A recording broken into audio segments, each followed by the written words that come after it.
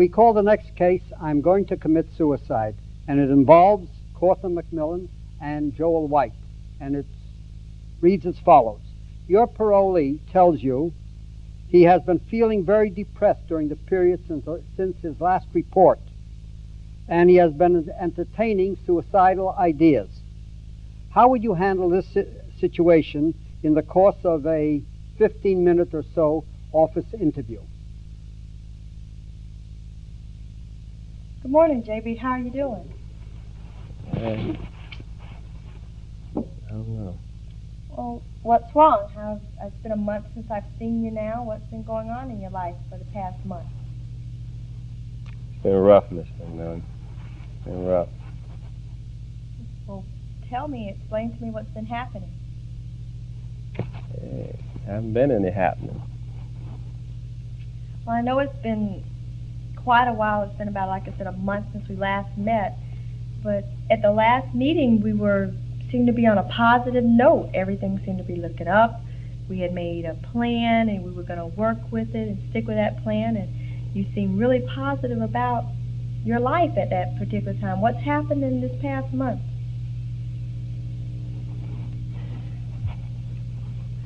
What's happened? What's been going on?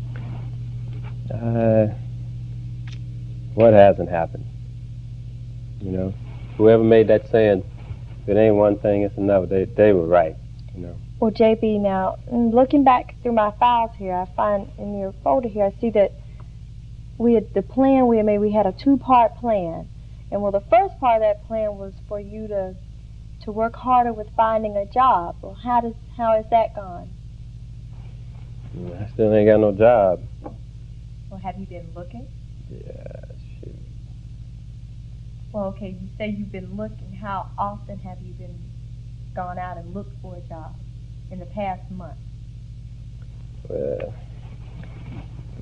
you talk about that plan. I remember that plan. You know, it don't seem to be doing me no good now. No, but JB, okay, in the past month, how many times have you gone to look for a job?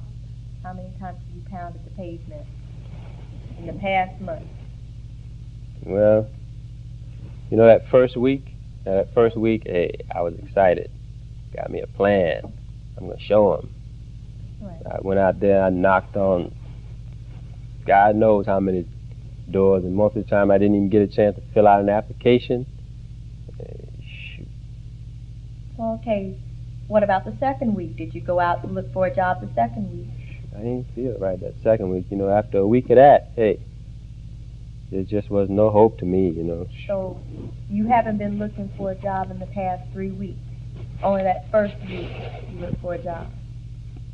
No, I looked for a job all the way through, but shoot, man can only take so much. But you just really pounded the pavement the first week. Well, it takes longer than a week to find a job, baby. You have to be hard working. I mean, you have to work hard at finding a job. You have to put a lot of time, a lot of effort, a lot of energy, and it's obvious that you haven't been doing that. Okay, well, let's look at the second part of our plan. That was for you to go and get involved with the local YMCA to like we said, to expand your horizons, to make you feel better about yourself, give you some outside involvement. Well, have you gone down there? Have you worked with them? Are you teaching tennis down there now? No, it didn't work out neither. Well, what happened? Same old happened. Well, tell me what happened. I mean, did you go down there? Did you go to the YMCA? Yeah, I went down there. Well, what happened when you went down there? Well, I don't know. You know, hey, like I said, things just don't work right for me. Now, I went down there, all right? But before I got there, the alarm clock didn't work that morning. I was supposed to go there. So I got up late. That's strike one.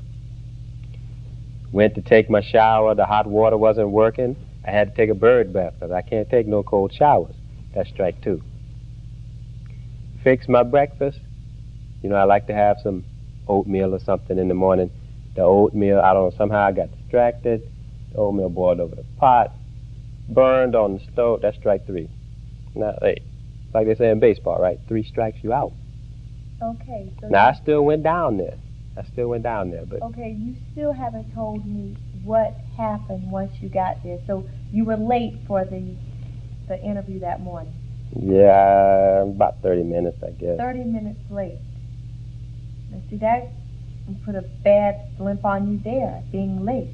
Okay, well, what else happened once you finally got there? What happened? Well, they didn't like the way I was dressed, you know. I'm going down there to try and get a job teaching tennis. So, hey, I go in my sweatshirt and my short pants. I'm ready to show them what I can do teaching tennis. They didn't like that. Okay, so you said that they didn't like the way you were dressed. But remember, we had decided that when you did go for this interview, you were going to wear your nicest pair of dress pants, your nicest dress shirt, and a tie to make you look more professional, to give you an air of success, that you wanted this position, that you wanted to work with these kids. Why didn't you do that? Well, hey, I don't know. I wasn't feeling right. Okay. So you were late, first of all. You weren't dressed correctly, second of all. What type of attitude did you have? How did they react to you once you got there? What type of attitude would you have had after the morning that I had? Huh? So you went in there with this cocky attitude. Well, you know, I have a skill. They have a need. I told them, you know, hey, the way I saw it, you know. Okay, JB. Now I understand that you have something for them. You have a skill that you want to teach them, but also they have something to offer you. They have a chance to offer you a better life and getting your life better together. And you. Now, you know, that's something I've been thinking about. You know, my life. You know, this plan and all. It just don't work. And I understand I made some mistakes. You know, that's the way I've been doing all my life. Things just don't work for me. I can't explain it, you know. All week I've been waking up in the morning, you know, funny thoughts running through my head, and, you know, I don't know. JB, listen, we had this plan, and obviously it didn't work. So our next step is to set up another plan, a plan that will better suit your needs, one that's less aggressive for you, one that'll fit you better. So let's work on doing that, because you've got to, it seemed like I said you had this plan together, and you had all these problems, so you seem to think, but your level of commitment was very low. And that's something in your life, and with trying to work and do anything, your level of commitment's got to be high, because the first thing responsibility. You got to have responsibility, and you haven't shown me any responsibility here. And the first thing you got to remember is responsibility is the ability to fulfill your needs and to do them in a way that doesn't deprive others of theirs. And you haven't been considerate of others. All you've been thinking of is yourself. So I think we need to work on a new plan.